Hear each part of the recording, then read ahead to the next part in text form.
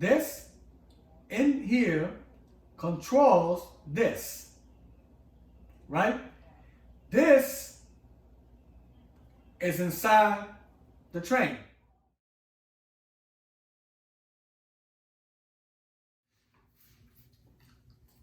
So this diagram, folks, you know, the wayside system and the onboard system of the way it works. This here is the control room, right? This is where the way it has to be, you know. They have to have this in order to control this, which is the signal. This is the control. The signal here is controlled by this. Okay? It's all implemented there, right? Now that we know what an onboard system is and how it works on these new tech trains, the R160, as well as the R188, and believe also the R143, because since the L train has CPT anywhere on the Canarsie line. So of course these are implemented there, you know, on these new tech trains. And eventually they're gonna put these as well on the R792 also. Remember folks, 8th Avenue is the one they're working on now too, also on CPT, as well as the Crosstown, which is the G train, and the Culver line, which is the combined of the F and G train, right? So these are the lines that they're working on CPT. Right now, it's a delay on 8th Avenue because of the, you know, in regards to the R211A, you know, the gearbox issues and all that stuff, you know, that they have problems with. Which so far they already have about five out of the 7 already in service. So they got two more sets that are still being worked on, which I'll tell you in a separate video course. But I want to focus on the CPT, folks. So this is how the CPT works. Now let's talk about the comparison of the CPT with those board blockers, which will be on the next page, folks. So let's see here.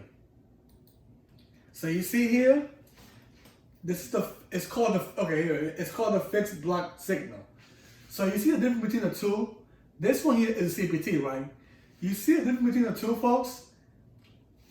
With the fixed blocker right here, right? The fixed block system. You see how it says occupy in the bottom? So that means it can only be detected here, but not on these. You see, the train cannot be anywhere in between. Compared to this, you have 3 trains. Look at that, 3 set of trains running close to each other. Compared to these, they have like a huge gap. You see that? They gotta be far away from each other because this system is not as advanced when it comes to CPT. Because in CPT, they can actually detect the train. You see, when I mentioned about that board system that's installed there, it detects the trains. You see that? The little Wi-Fi symbol you see there? It detects one another, so that means they can run close to each other with no problem. It's like a magnet, basically. But they can run with no problem to get, you know, all 3 together. You look at the one for the fixed block system, which is the ones they still use also, which they're gonna keep it that way, I guess, for the Stallion Railroad. Because remember, the R211T that heading there, they're not gonna be CPT. That's gonna be the only train set that's not gonna have CPT, because the Stallion Railroad basically is only one line and they don't have that many stops as well. So they don't really need CPT compared to, you know, like the Queens Boulevard line, 8th Avenue, Crosstown, you know, Canarsie line, as well as the Flushing line, and many other lines right now that either have it or are in progress of CPT, right? So if you look at it, folks, that, you know, let's go back, you know, to the page again, just to show you. See this here, folks, that onboard system that I'm talking about that's installed in the train, it's in there. This is how you get this signal. You see that? It's communicating with each other basically. One car and the other. You know, the 10 car set or the 4 car set, whatever, because they're putting it as a 1 car, but technically they're just trying to show an example here of how sets, you know, could run with each other. You see, on one track on CBT, 3 set of trains could actually be close to each other, just like this. And the reason why is because of this. There's the reason why, because this board system is installed in the train.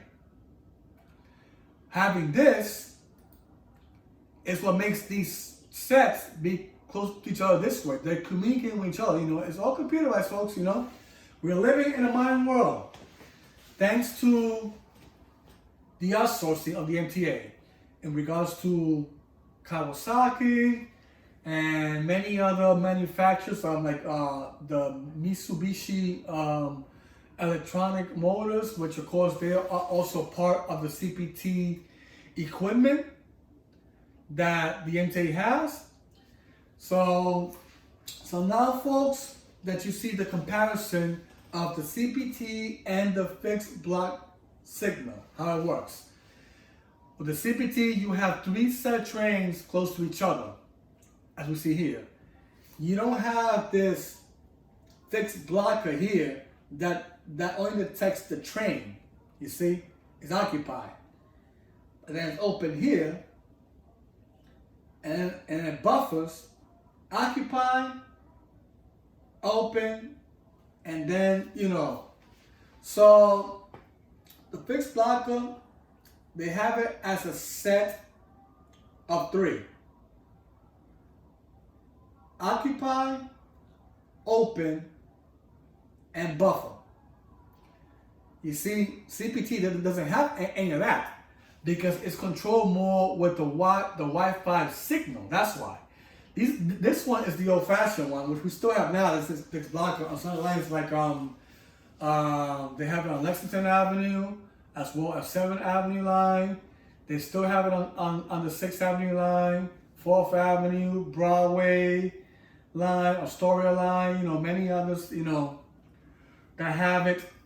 But the only lines that we have CPT as of now, or in progress of CPT, as I mentioned, Canarsie line, Flushing line, and Queens Boulevard are the only 3 that have CPT already completed.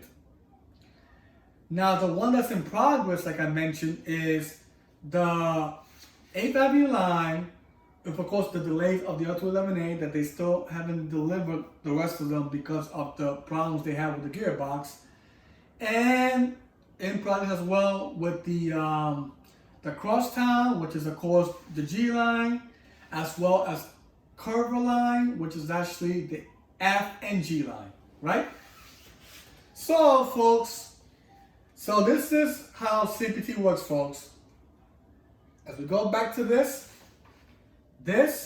install the train, and then the wayside system, which is actually the signal control room, where this is located in here to control these signals here, the signal control. You see, this in here controls this, right? This is inside the train.